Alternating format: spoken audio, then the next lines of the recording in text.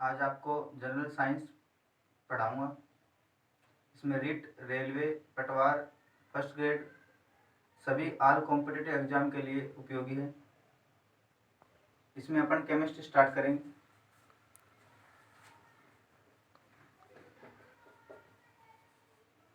Chemistry के जन्मदाता कहलाते हैं लावोसिए। रसायन विज्ञान के जन्मदाता कौन है? लावोसिए। इसमें अपन स्टार्ट करते हैं सबसे पहले पदार्थ। पदार्थ किसे कहेंगे? पदार्थ वह होता है जिसका कोई निश्चित भार होता है, कोई स्थान घेरता है, वो सभी चीजें पदार्थ कहलाती हैं। पदार्थ में कई बार नाम आता है द्रव्य, जिसमें लिखा आता है द्रव्य। एक होता है ये द्रव्य, तो इस द्रव्य का मतलब भी पदार्थ होता है, और इस द्रव्य का मतलब होता है लिक्विड, कोई तरल पदार्थ। इस द्रव्य का मतलब लिक्विड, इसका मतलब पदार्थ होता है। पदार्थ होता है कोई पदार्थ, पदार्थ का मतलब है कोई जो स्थान घेरता हो, इसका कोई भार हो, वो सभी चीजें क्या कहलाती हैं? पदार्थ कहलाती हैं। और पदार्थ से ही वस्तुओं का निर्माण होता है। पदार्थ से ही वस्तुओं का निर्माण होता है। पदार्थ दो प्रकार के आधार पर बांटे जाते हैं। भौतिक अवस्था के आधार पर, भौतिक अवस्था के आधार पर, रासायनिक संगठन के आधार पर।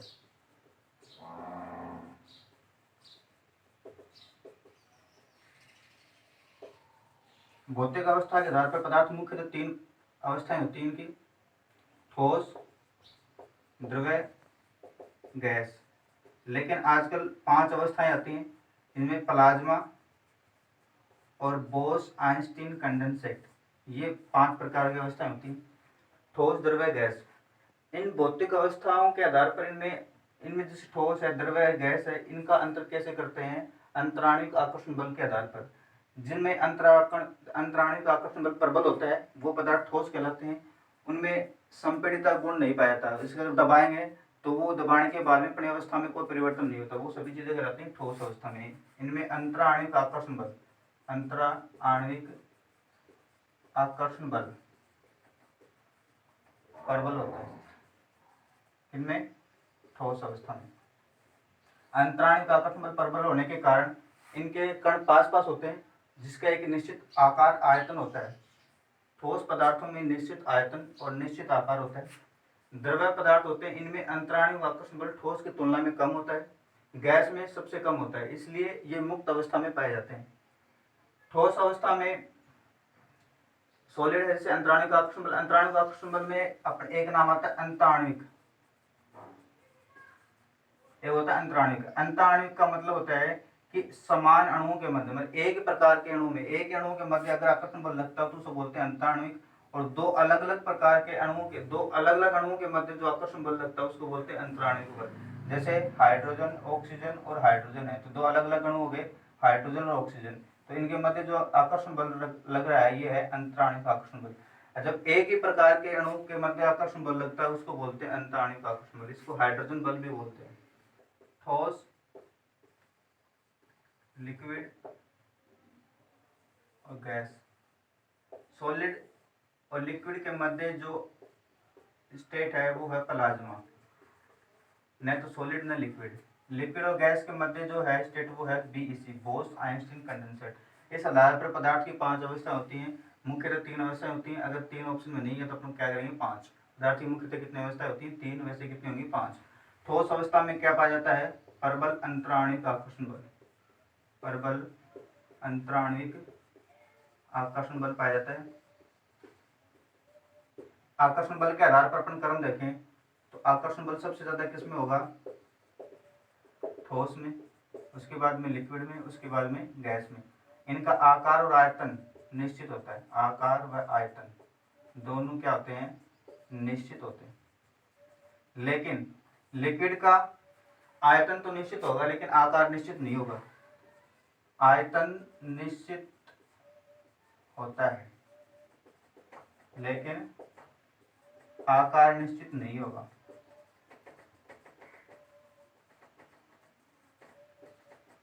क्यों नहीं होगा? क्योंकि जैसे अपने 1 लीटर पानी ले लिया, उसको अगर 1 लीटर बाल्टी में डालें तो बाल्टी जैसा आकार हो जाएगा, एक टब में डालें टब जैसा आकार हो जाएगा। क्योंकि आयतन तो जैसे 1 लीटर है तो आयतन तो अपन नापते हैं लीटर में, इसलिए आयतन तो निश्चित तो 1 लीटर तो 1 लीटर रहेगा, लेकिन आकार में क्या हो जाएगा, चेंज हो जाएगा। जैसे जो पात्र में डालेंगे वैसा उसका आकार हो जाएगा। गैस अवस्था में आकार और आयतन दोनों अनिश्चित होते हैं। आकार और आयतन दोनों क्या होते हैं, अनिश्चित होते हैं। इसलिए कहीं भी गैस एक कोने में अगर गैस छोड़ेंगे, परफ्यूम एक कोने में खोलेंगे तो पूरे कमरे में फैल जाती है। ये कारण क्या होता है कि इनके मध्य अंतराणु का संबंध बहुत कम पाया जाता है। सॉलिड,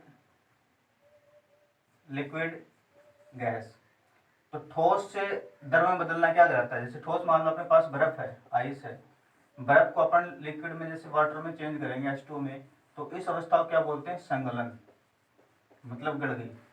बर्फ को पानी में बदलना क्या कहलाता है, संगलन। लिक्विड को गैस में बदलना क्या कहलाता है, जल को गैस में बदलना क्या कहलाता है, वाष्पन। सॉलिड और सॉलिड से डायरेक्ट गैस में बदलना क्या कहलाएगा, उद्रोपातन। ये प्रश्न आता है बहुत बार। सॉलिड से गैस या गैस से सॉलिड में बदलना क्या कहलाता है, उद्रोपातन।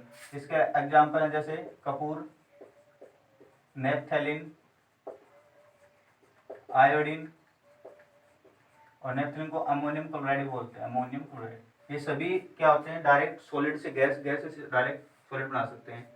अगर गैस से अपन लिक्विड बनाएंगे तो इस अवस्था को क्या बोलेंगे, गैस से लिक्विड। जैसे समुद्रों से पानी का, समुद्रों से बादलों का बनना, समुद्र से बादल बनते हैं तो समुद्र का पानी कैसा रहता है, मान लो लिक्विड अवस्था में, लिक्विड से फिर गैस बनेगी तो वो क्या कहलाएगा, वाष्पन। अब गैस बन के बादल बन के, बादलों में जब संघनन होगा, संघनन होगा तो वो प्रक्रिया क्या कहलाएगी, गैस से लिक्विड में बदला है तो बादलों का बनना क्या कहलाता है, संघनन।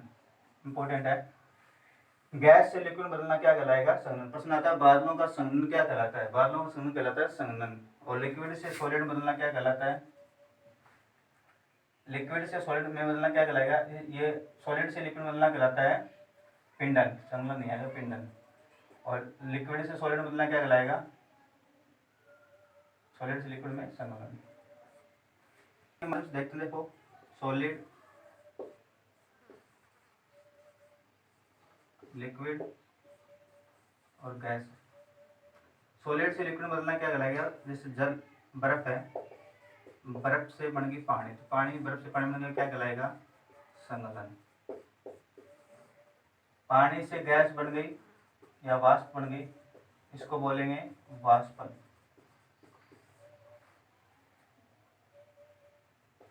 सॉलिड, लिक्विड और गैस। गैस से लिक्विड बनाएंगे क्या कहलाएगा, गैस से लिक्विड, संघनन। और लिक्विड से सॉलिड बनाएंगे क्या कहलाएगा, पिंडन। और डायरेक्ट सॉलिड से गैस और गैस से सॉलिड बनना क्या कहलाता है, उद्रवपातन, जिसको अपन Kapoor, naphthalene, iodine, ammonium chloride, ये सभी क्या है, उद्रवपातन के उदाहरण है। ये हो गए पदार्थ की अवस्थाएं। प्लाज्मा जो अवस्था है वो प्लाज्मा अवस्था होती है ठोस और लिक्विड के मध्य की अवस्था। न तो वो सॉलिड अवस्था होती है न लिक्विड अवस्था होती है। जैसे प्लाज्मा अपने ब्लड में पाया जाता है, जैसे वो न तो ठोस होता है न ही लिक्विड होता है, बिल्कुल बेहतरीन बढ़िया गुण नहीं पाए जाते ज़्यादा। और लिक्विड और गैस के बीच में जो अवस्था पाई जाती है वो पाई जाती है बोस आइंस्टीन कंडेंसेंट। ये प्रश्न पूछते हैं लिक्विड और गैस के मध्य की अवस्था क्या कहलाती है, बोस आइंस्टीन कंडेंसेंट। यह प्रश्न ये आता है पदार्थ की पांचवी अवस्था क्या है, तो कौन सी अवस्था है, बीईसी, बोस आइंस्टीन कंडेंसेंट। अगर पदार्थ की चौथी अवस्था पूछे तो प्लाज्मा। गैस को बोलते हैं बहने वाला द्रव्य, गैस को बोला जाता है बहने वाला द्रव्य, क्योंकि इसमें आसानी से गैस सभी जगह बह जाती है। इसके आगे देखते हैं रासायनिक संगठन के आधार पर।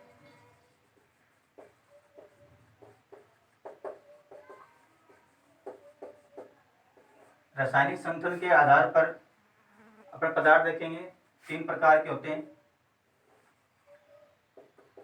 तत्व, यौगिक और मिश्रण। तत्व, यौगिक और मिश्रण।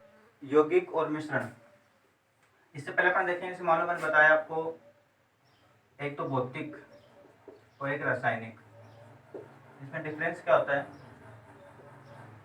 भौतिक जो होता है वो रिवर्सिबल होता है। जैसे अपन बर्फ है, बर्फ से अपन बना दिया पानी, और पानी से अपन वापस बर्फ बना सकते हैं, तो ये तो होगी भौतिक कंडीशन होगी। जैसे उसके ठोस, द्रव्य, गैस अवस्था। इसमें केमिकल रिएक्शन नहीं देखते, इसमें केमिकल रिएक्शन बिना ही अपने पता लगा लेते हैं कि इसमें ठोस है कि द्रव्य है कि गैस है, अपने इसमें भौतिक अवस्था में। रासायनिक जो प्रक्रिया होती है इसके अंदर अपने ऐसे, जैसे मान लो अपने पास लकड़ी है, लकड़ी को अपने जलाया, जलाने के बाद में अपने पास राख या कोयला बन गया, कोयला से अपन वापस लकड़ी नहीं बना सकते, तो ये प्रक्रिया कहलाती है रासायनिक परिवर्तन। रासायनिक परिवर्तन कैसा होता है? अनुत्क्रमणीय होता है, और भौतिक परिवर्तन होता है उत्क्रमणीय।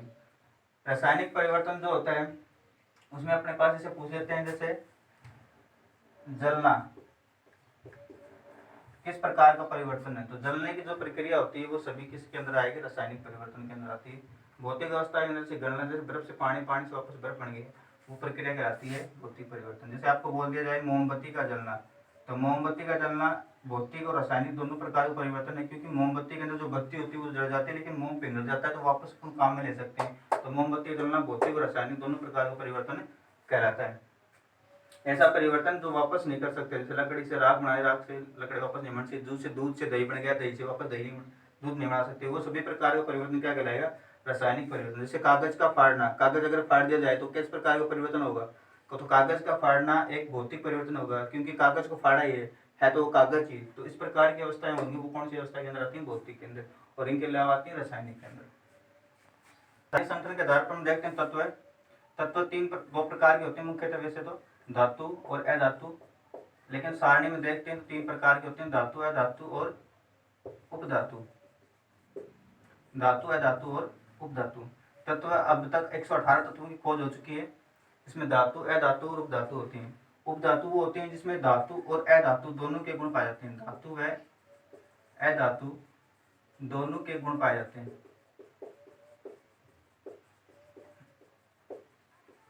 एक होता है मिश्र धातु, तो मिश्र धातु तत्व के अंदर नहीं आता। मिश्र धातु वो होती है जो धातुओं के मिश्रण से बनाई जाती है। मिश्र धातु जिसे कहते हैं जो धातुओं के मिश्रण से बनाई जाती है, न कि धातुओं से, धातुओं के मिश्रण से बनाई जाती है।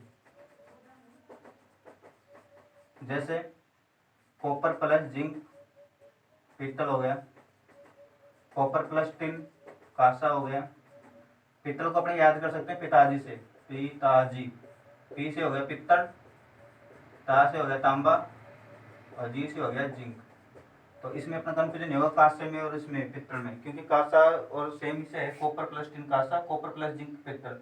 पिताजी से याद कर सकते हो पित्तल, तांबा, जिंक। तांबा और जिंक से बनता है पित्तल, कॉपर और टिन से बनता है कांसा। तो ये इस प्रकार की धातु होती है मिश्र धातु। उपधातु होती है जिसमें सिर्फ धातु और धातु दोनों के गुण पाए जाते हैं, वो होंगी उपधातु। जैसे boron, silicon, germanium, arsenic, tellurium, astatine, ये सभी क्या हैं? उपधातुएं हैं। उपधातुएं धातु और अधातु है। धातु किसे कहेंगे? जो विद्युत की सुचालक होती है, कठोर होती है, अघात वर्धनीय का गुण पाया जाता है, अघात वर्धनीय का गुण पाया जाता है, तन्यता का गुण पाया जाता है। ये सभी क्या होती हैं? धातु होती हैं। धातुओं में कुछ अपवाद हैं, वो अपवाद स्वरूप प्रश्न पूछे जाते हैं। गैलियम और सीजियम धातु ही हैं, इंपॉर्टेंट है ये। गैलियम और सीजियम धातु ही हैं, लेकिन इनको हथेली में रखने पर, हथेली पर रखने पर पिघल जाती है, मतलब गलनांक बहुत कम होता है। गैलियम सीजियम इंपॉर्टेंट क्वेश्चन है। गैलियम सीजियम ऐसी धातु हैं जो हथेली रखने पर पिघल जाती हैं, इनका गलनांक बहुत कम होता है। सोडियम, लिथियम और पोटेशियम 3 ऐसी धातुएं हैं जिन्हें चाकू से आसानी से काटा जा सकता है, चाकू से आसानी से काटा जा सकता है। तो अपवाद हो गया ना, क्योंकि धातु कैसी होती है? ठोस होती है, आसानी से काट नहीं सकते, लेकिन सोडियम, लिथियम, पोटेशियम ऐसी होती है चाकू से आसानी से काट सकते हैं। धातु होती है वे उनका गलनांक अधिक होता है, लेकिन गैलियम और सीजियम धातु होने के बावजूद उनका गलनांक क्या होता है? कम होता है। लेड मरकरी जो होता है, जो विद्युत का क्या होगा? कुचालक। कैसी होती है? सुचालक होती है, लेकिन मरकरी क्या होती है? विद्युत की कुचालक होती है। लेड और मरकरी दोनों। मरकरी जो होती है वो द्रव्यावस्था में पाए जाने वाली धातु है, द्रव्यावस्था में पाए जाने वाली धातु। अगर आपको पूछ लिया जाए द्रव्य अवस्था में पाए जाने वाली अधातु कौन सी होगी? ब्रोमीन। ब्रोमीन क्या होती है? द्रव अवस्था में पाई जाने वाली अधातु होती है। ये हो गया धातु के बारे में। इसमें सिल्वर। तो गोल्ड सबसे अधिक तन्यता गुण पाया जाता है इसके अंदर। तन्यता गुण क्या मतलब? 1 ग्राम सोने से अपन 2 किलोमीटर लंबा तार बना सकते हैं। तन्यता का गुण पाया जाता है इसमें। तन्यता का मतलब होता है तार के रूप में बनाना। घात वर्धने का मतलब होता है पीट पीट कर चद्र के रूप बनाना। मतलब अपन सोने को पीटेंगे तो ऐसे थोड़ी पीट के टूट जाएगा, टूटेगा नहीं। क्योंकि एयू मतलब होता है गोल्ड, सोना।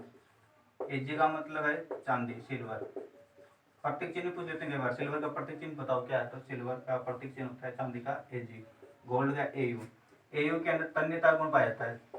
तन्यता गुण सबसे अधिक होता है, सबसे अधिक। तन्यता मतलब होता है किसी पदार्थ को तार के रूप में बनाना।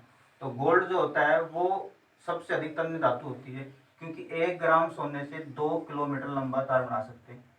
आघात वर्धनता का मतलब होता है कि पदार्थ को पीट पीट कर चद्र के रूप में बनाना।